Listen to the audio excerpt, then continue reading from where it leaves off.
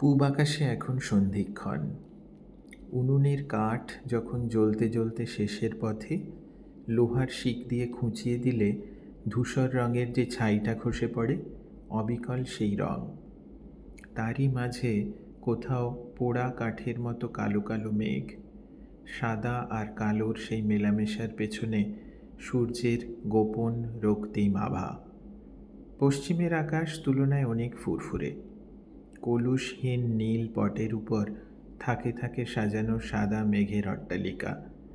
ছোট ছোট শিশুর মতো মেঘের কুণ্ডলীগুলো পরস্পরকে আঘাত করছে, মিশে যাচ্ছে, আবার সরে যাচ্ছে এদিক ওদিক। আধফোটা সকাল, এখনো ঘুম ভাঙেনি কোকিলের। একটা পুরুষ দোয়েল শুধু শিরীষ গাছের কোনো ডালে বসে শি শি কুইক কুইক আওয়াজে ডেকে চলেছে দোয়েল গিন্নিকে। শিরীষের ডালে ডালে অজস্র থোকা থোকা সাদা ফুল, সবুজ পাতার ছাউনিতে রূপলি বরফের মতো। তার মৃদু সুবাস ছড়িয়ে আছে সকালের বাতাসে। মর্নিং ওয়াকে ফাঁকি দিয়ে মাঠের পাশে বেঞ্চে বসে বাসন্তী সকালের এই স্নিগ্ধতা সৌনকের মনটাকে উজ্জ্বল করে দিল। পাশেই হাইওয়ে, রাত জাগা ট্রাকের সারি কর্কশ সুর তুলে মিলিয়ে যাচ্ছে দূরে। নরম রোদ সবে ঘাসের পা ছুঁয়েছে। ঘাড়ের রোঁয়া ফুলিয়ে একজোড়া শালিক এক্কা দোক্কা খেলছে এক কোণে। মাঠের পূব দিক ঘেঁষে ম্যাপল স্ট্রিট, এই টাউনশিপে সৌনকের সবচেয়ে প্রিয় পথ। 1/2 কিলোমিটার লম্বা রাস্তার দুধারে এলোমেলো গাছের সারি। শীতের নিষ্পত্র শিমুল পলাশে নতুন সবুজ এসেছে। জারুলের বেগুনিতে, কৃষ্ণচূড়ার লালে আর সোঁদালের স্বচ্ছ হলুদে মুখর ক্যানভাস। ম্যাপল স্ট্রিট মিশেছে টাউনশিপের প্রধান পথ গ্র্যান্ড রোডে। এই গ্র্যান্ড রোডের ওপর 14 নম্বর বাংলো সৌনকের গন্তব্য। আজ সৌনকের ডাক্তারি জীবনের এক বিশেষ দিন। দীর্ঘ শিক্ষানবিশির পর আজ প্রথম কিডনি প্রতিস্থাপন। শিশু যেদিন বই খাতা নিয়ে কাঁধে ব্যাগ ঝুলিয়ে প্রথমবার স্কুলে যায়, ভাবখানা অনেকটা সেই রকম। রাতে ঘুম এসেছিল দেরিতে। জীবনের সব স্মৃতি বিস্মৃতি একসাথে অচেতন মনে এসে ভিড় করেছিল। সেই কোন ছোট্টবেলায় বাবলার বনে ফলসা পাড়তে গিয়ে কাঁটা ঝোপে পড়ে যাওয়া, সাঁতরাগাছির বিলে পরিযায়ী পাখি, ন্যাড়া পোড়ার জন্য শুকনো বাবলা গাছ কাটতে গিয়ে পরিত্যক্ত কারখানার পোড়ো বাড়ির অ্যাডভেঞ্চার, টিনের বাক্সে জমানো ট্রেনের টিকিট, সবচেয়ে প্রিয় নীল রঙের সেই কাঁচের মার্বেলটা, লেপের তলায় টর্চ জেলে পড়া কাউন্ট ড্রাকুলার রক্তপানের গল্প, সব অসম্পাদিত ছবির মতো ভেসে এসেছিল একে একে। ছেঁড়া ছেঁড়া ঘুম ভেঙে গিয়েছিল সকালের আগেই। মর্নিং ওয়াক সেরেছিল আনমনে। 15 নম্বর বাংলোর নেপালি ড্রাইভার কেরালাল রোজকার মতো খালি গায়ে হাফ প্যান্ট পরে গাড়ি ধুতে ধুতে সুপ্রভাত জানিয়েছে। পরিচিত সারমেয়র ছোট দলটা লেজ নাড়তে নাড়তে সঙ্গ দিয়েছে ফেরার রাস্তাটুকু। সকলকে একটা অনাবশ্যক ব্যস্ততার ছোট্ট হাসি ছাড়া আর কিছু ফেরত দিতে পারেনি সৌনক। সময়ের অভাব বিশেষ ছিল না, নেহাতি মানসিক তাড়া। অন্যমনস্কভাবে স্টার্ট দিল দেবাশিস। একরাশ ধোঁয়া ছেড়ে অবাধ্য পশুর মতো গোঁ গোঁ আওয়াজ করে উঠল পুরনো বাইকটা। বাড়িতে উনুন জ্বলেনি আজ। মা সারা রাত ফুঁপিয়েছে চাপা স্বরে। শুধু মুখোমুখি হলেই আঁচলের খোঁট দিয়ে চোখ মুছে চেষ্টা করেছে সাহসী হওয়ার, পারেনি। বারবার লুকিয়েছে রান্নাঘরের অন্ধকারে। বাবা কাজে যায়নি, বেরোয়নি শোবার ঘর থেকে। সকাল হতেই হাত মুখ ধুয়ে এক বাটি মুড়ি খেয়ে পালিয়েছে দেবাশিস। ভাত খেতে পারে না আজকাল, বমি ভাব আসে। বমি আসে একটু বেশি জল খেলেও। কখনো কখনো মাথা ঘুরে। কলেজের সিঁড়ি বেয়ে উঠলে অল্প হাঁফ ধরে। বাইকে স্টার্ট দিয়ে দেবাশিস ভাবে কোথায় যাওয়া যায়। কলেজের এখনো ঢের দেরি। বন্ধুদের অবাক করতে চাইল না সে। বাইকটা ঘুরিয়ে নিয়ে ধীর গতিতে হাজির হলো বড় ঝিলের পাশে। ঝিলের চারপাশটা এই সময় একদম শুনশান। সকালের স্বাস্থ্য ভিক্ষুকরা ফিরে গেছে সবাই। পূব পাড়ে রেল লাইনের ধার দিয়ে রাস্তাটা চলে গেছে একা একা বাগসাড়ার দিকে। একটা নিঃসঙ্গ সাইকেল অকারণে ঘণ্টা বাজাতে বাজাতে গড়িয়ে গেল সেই রাস্তা দিয়ে। পশ্চিম পাড়ে রেল কলোনি, স্কুল আর অফিসের ব্যস্ততা ঘরে ঘরে। রেল কলোনির দিকটায় কোনো গাছ নেই, বাকি 3 দিকে কৃষ্ণচূড়া আর রাধাচূড়ার সারি। ঘন সবুজ ছাউনি ভেদ করে ঝিরিঝিরি রোদ এসে পড়েছে নিচের লাল হলুদ কার্পেটের ওপর। কোণের প্রিয় বেঞ্চটায় গিয়ে বসল দেবাশিস। শুয়ে পড়ল লোহার হাতলে মাথা দিয়ে। তার সংক্ষিপ্ত জীবনের কত প্রগাঢ় মুহূর্তের সাক্ষী এই বেঞ্চটা। ছোটবেলায় খেলা শেষে বিশ্রামের আশ্রয়, কৈশোরের কফি হাউস, যৌবনের প্রথম চুম্বন, প্রথম ব্রেকআপ, রাধিকাকে প্রথম প্রেম নিবেদন, তারপর কত শত মায়াবী দুপুর, সোনালি বিকেল, কত অর্থহীন অন্তহীন কলকুলানি, ইতিউতি চেয়ে ভীরু অভিযান, কত খুনসুটি, কত কান্না আর হাসির স্মৃতি, সব জড়িয়ে আছে এই সবুজ শ্যাওলা ধরা কাঠে, কৃষ্ণচূড়ার ডালে পাতায়। হাতঘড়িটার দিকে তাকালো অন্যমনস্ক দেবাশিস। 10টা বেজে গেছে। বাইকটা কলেজের দিকে ঘুরিয়ে নিতে নিতে দেবাশিস দৃঢ় হলো, আজ সে রাধিকাকে বলে দেবে সরে যেতে, চিরদিনের মতো। একটু বেশি স্পিড তুলে ফেলল, নিজের দুর্বল মনটাকে শক্তি দেওয়ার চেষ্টাতেই বোধহয়। কলেজে পৌঁছে পুকুর পাড়ে ছাতিম গাছটার নিচে রাখলো বাইকটা। এখন কেবির অ্যাকাউন্টেন্সি ক্লাস। এই ক্লাসটা বাঙ্ক করে না ও, কিন্তু আজ মন ভালো নেই। ওই তো রাধিকা মিতালির সঙ্গে হাঁটছে ক্লাসের দিকে। হলুদ সালোয়ার, সোঁদাল ফুলের রং, মুখে সকালের রোদটার মতো ঝলমলে হাসি। ওকে দেখে দল ছেড়ে এগিয়ে এলো। দেবাশিসের হাঁটু কেঁপে উঠল। আজও পারল না। বাইকটা দ্রুত বেরিয়ে গেল কলেজের গেট দিয়ে। রাধিকা অবাক হয়ে দাঁড়িয়েছিল ছাতিম তলায়, একা। মাথার গেরুয়া গামছাটা খুলে নিয়ে মুখ আর গলাটা মুছে নিল রামলোচন। শিবলালের থেকে বিড়িটা ধরিয়ে নিয়ে একটা ছোট্ট টান দিল। 11 আর 12 নম্বর প্ল্যাটফর্মের মাঝখানে ফাঁকা জায়গাটায় রেলের কুলিদের আড্ডা। পূর্বা এক্সপ্রেস 1 ঘন্টা লেট, ওরাও বিশ্রাম নেওয়ার সময় পেয়েছে একটু। রামলোচনের আদি বাড়ি বিহারের সিওয়ানে, সেই জন্মবধি মুখ ও বধির।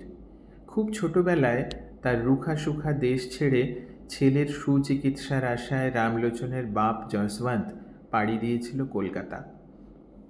আস্তানা গেড়েছিল হাওড়ার শিবু নস্কর লেনের গলিতে। ছেলের মুখে বুলি ফোটেনি, যশবন্তেরও ঘরে ফেরা হয়ে ওঠেনি আর। রামলোচন আজ হাওড়া স্টেশনে সরকারি রেজিস্টার্ড কুলি। গায়ে লাল রঙের মোটা কাফতান আর ময়লা পাজামা। শুধু শিবলাল তার ভাষাহীন শব্দগুলো কিছুটা বুঝতে পারে, তাই সেই তার একমাত্র বন্ধু। 2 দিন পর কাজে এসেছে রামলোচন। কপালে চিন্তার কিছু নতুন বলিরেখা, 2 চোখে গভীর ক্লান্তি। বাড়িতে একটুও কাঁদতে পারেনি সে, কিন্তু বন্ধুর কাছে এসে চোখের জল আর বাঁধ মানেনি। রামলোচন বাংলা আর বাঙালির অন্ধ ভক্ত। নিজে বলতে বা শুনতে না পারলেও সে বাংলা ভাষাতেই গোঙানির মতো শব্দ করে, কাঁদে, হাসে বাংলা ভাষাতেই। অনেক আবেগ নিয়ে সে একমাত্র ছেলের নাম রেখেছিল দেবাশিস। হাওড়ার সংকীর্ণ গলিতেই দেবাশিসের বড় হয়ে ওঠা। আজ সে 20 বছরের যুবক, নরসিংহ দত্ত কলেজে কমার্সের প্রথম বর্ষের ছাত্র। যাদবপুর বাস স্ট্যান্ডে এসে সৌনক দেখল একটা 39 বি রুটের বাস সদ্য এসে দাঁড়িয়েছে। জানালার ধারে একটা সিট দখল করে বাইরে চোখ রাখল সে। বেশিরভাগ যাদবপুর ইউনিভার্সিটির ছেলে মেয়েদের ভিড়, সপ্রতিভ, প্রাণচঞ্চল, জেনারেশন জেড। দেবাশিস যেদিন প্রথম আউটডোরে এসেছিল সেদিনের কথা মনে পড়ে সৌনকের। 20 বছরের সপ্রতিভ যুবক, বেজায় লম্বা আর ততটাই রোগা। পোশাকে দারিদ্র্যের ছাপ স্পষ্ট। স্বল্প মূল্যের জামা প্যান্ট, কিন্তু পরিষ্কার, ভাঁজহীনভাবে ইস্ত্রি করা। রংচটা বেল্ট আর জুতো, মাথার চুল পরিপাটি করে আঁচড়ানো।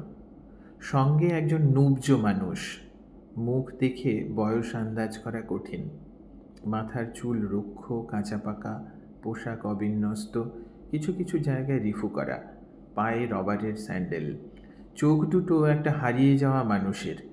ভীরু আউটডোরে শখানেক মানুষের ভিড়ে লুকোনোর জায়গা খুঁজছে যেন।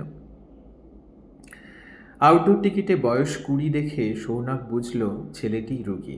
তাই সঙ্গের ভদ্রলোককে প্রশ্ন করল, কি সমস্যা বলুন। ভদ্রলোক একটা ভাবলেশীন হাসি দিলেন। উত্তর দিল ছেলেটি, উনি আমার বাবা, উনি শুনতে পান না, কথা বলতেও পারেন না, আপনি আমাকেই প্রশ্ন করুন।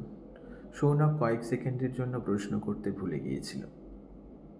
আজ 21শে এপ্রিল। দেবাশিসের অপারেশন হয়ে গেছে, 7 দিন হয়ে গেল। কিডনিদাতা বাবা রামলোচনের ছুটি হয়ে গেল আজ।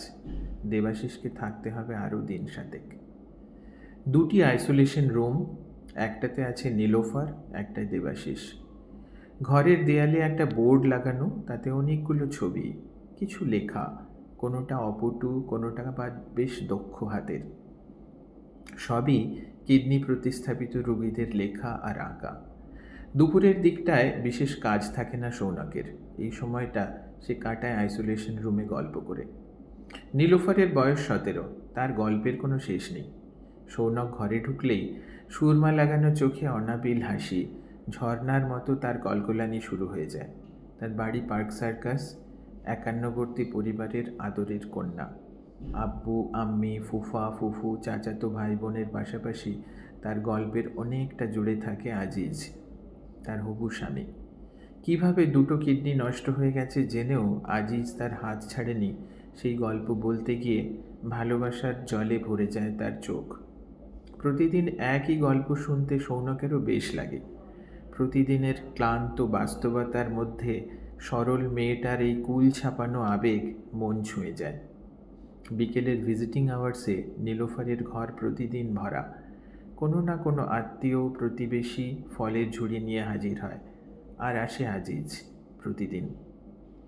তুলনায় দেবাশিসের মুখ খোলানো বেশ কঠিন, তার ভিজিটার সংখ্যাও স্বল্প। শুধু মাঝে মাঝে আসে প্রৌঢ় শিবলাল, তার বক্তব্য সংক্ষিপ্ত। कैसे हो बेटा, घर में सब कुछ ठीक ठाक है, চিন্তা মত করো, এইটুকু বলে ফিরে যায় সে। অনেক চেষ্টা করেও বাবা মা, কলেজ, বন্ধু বান্ধব সম্পর্কে কোনো কথা সৌনক বলাতে পারে না দেবাশিসকে। শুধু ওর জলঝলে চোখ দুটো অনেক কথা বলে দিয়ে যায়। কখনো দারিদ্র্যের কুণ্ঠা, কখনো অসহায় পিতার ভাষাহীন কান্না, কখনো বা নিষ্ঠুর বিধাতার পক্ষপাতদুষ্ট খেলার বিরুদ্ধে নীরব অভিযোগ।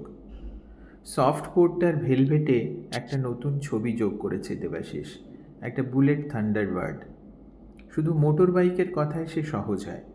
স্বপ্নের বাইকে হিমালয়ের পাকদণ্ডী রাস্তায় হারিয়ে যাওয়ার গল্পে তার মুখে মৃদু হাসি ফোটে। ঝড় আসে, ঝড় থেমেও যায়।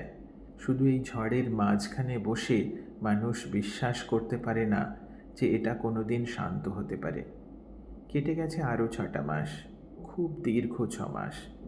হাসপাতাল থেকে ছুটির পর এই প্রথম বাইক নিয়ে বেরিয়েছে দেবাশিস। রাতের হাইওয়ে, নভেম্বরের শেষ, বাতাসে শীতের আমেজ। আকাশটা আজ কালো হয়ে এসেছে। অসময়ের ছেঁড়া ছেঁড়া ময়লা মেঘ, ইলশিগুড়ি বৃষ্টিও হয়ে গেছে একটু আগে। একটা দুটো দলছুট ট্রাক ছাড়া রাজপথ প্রায় শূন্য। কলেজে আর যায়নি দেবাশিস। বন্ধুদের সাথে যোগাযোগ ফিকে হয়ে এসেছে দ্রুত। চোখ দুটো ঝাপসা হয়ে যায়। সিকিমের সেই পাকদণ্ডী রাস্তাটা, দুই পাশে পাইনের বন, চুল খোলা একটা হাসি মুখ। দেবাশিস অ্যাক্সিলেটরে চাপ দেয়। সামনে 2য় হুগলি সেতু, দুপাশের গঙ্গা জল জোছনায় ঝিলমিল। একটা ট্রাকের আলো চোখটা ঝলসে দেয় হঠাৎ। সৌনক এখন একটি মেডিকেল কলেজের অ্যাসিস্ট্যান্ট প্রফেসর। ব্যস্ত দিনের শুরু। চায়ের কাপে চুমুক দিয়ে ফোন স্ক্রোল করতে করতে চোখে পড়ল খবরটা। গতকাল রাতে 2য় হুগলি সেতুতে পথ দুর্ঘটনায় মৃত যুবক, নাম দেবাশিস সাউ। সৌনক চোখ বন্ধ করে। একটা হারিয়ে যাওয়া ভীরু মুখ খালি চোখের সামনে জল জল করতে থাকে।